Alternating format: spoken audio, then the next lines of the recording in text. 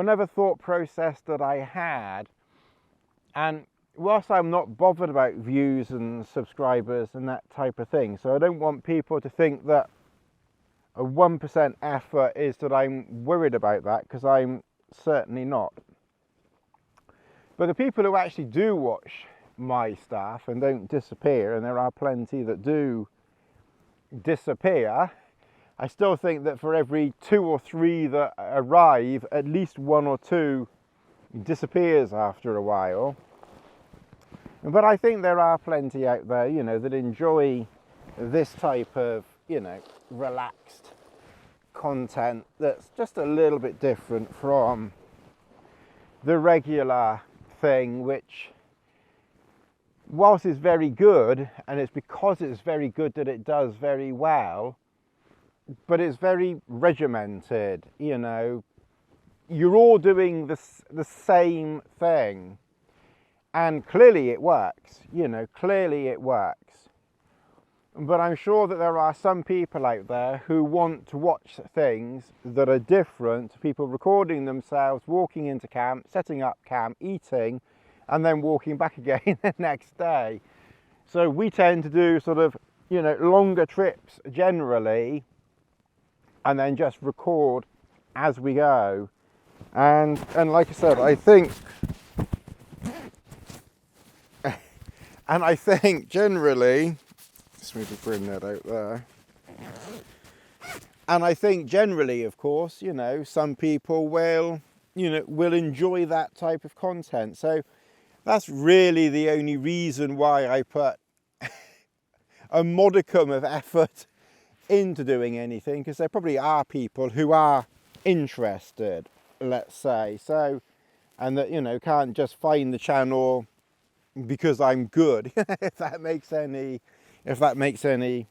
logical sense. So what I'm going to try and do is do a little bit more on Instagram as well, because whilst that's not directly connected to you know, to YouTube, I can post stories on there. And again, I will give a shout out to Dan Jones of Wild Camping Life or something. Leave a comment.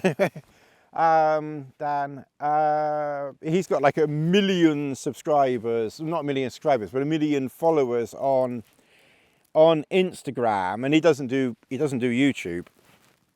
But obviously, I think if you kind of do a bit of both, then you can probably build a bit of a following from one helping the other one indirectly. So I think what I'm going to do with Instagram is, rather than taking, like, I don't know, say 10 pictures or 5 pictures and putting them up all at the same time, I think what I'm going to do is I'm going to take the same photographs but spread them out, like one a day or one every few days, or depending on how many I've got, you know, just spread them out a little bit. Or if I've got several, then I'll maybe do a couple. But I'm just thinking about spreading it out a little bit, and that might help Instagram grow a bit more.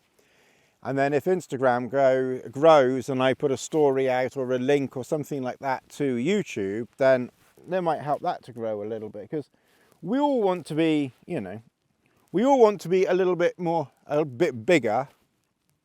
I noticed there's a few flying things floating around, and clearly I'm not going to change particularly very much how I film or what I do out here that is particularly going to grasp, you know, the attention of, you know, thousands of new viewers and subscribers and things like that. So, you know, I'm kind of just thinking that if I do a little bit extra on Instagram, then that might have, you know, a knock-on effect as well.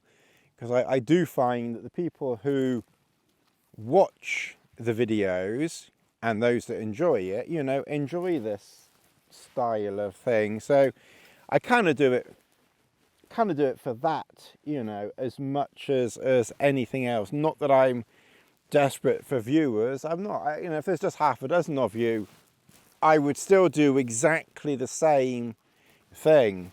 You know, nothing would change if I had 10 people watching and commenting and following and liking or whatever, you know. And I don't think, I kind of get the impression that when some of the channels get bigger, that it seems, I don't know, maybe I'm wrong, and I don't want to upset all the other YouTubers. Well, I've probably done that already with that other video, but it just seems to go to their heads a little bit. Not all of them, certainly not all of them, but just some of them. It just, I don't know. There's just, as they get bigger, just something seems to happen, and I don't think that would happen to me if I did get bigger.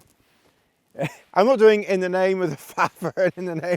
I've got a lot of flying things around. I might go and get the bug repellent in a minute. Some of the bigger channels I see, I don't know. I'm sure they're very, very nice people in person. It just seems to go to some of their heads, and everything just seems very dramatic and not particularly natural. I just can't really watch other outdoor channels. I watch one or two occasionally, but I don't really like them so much. Because I suppose because I'm doing it, and I don't really need to be watching other people doing what I'm doing, and I spend so much time out here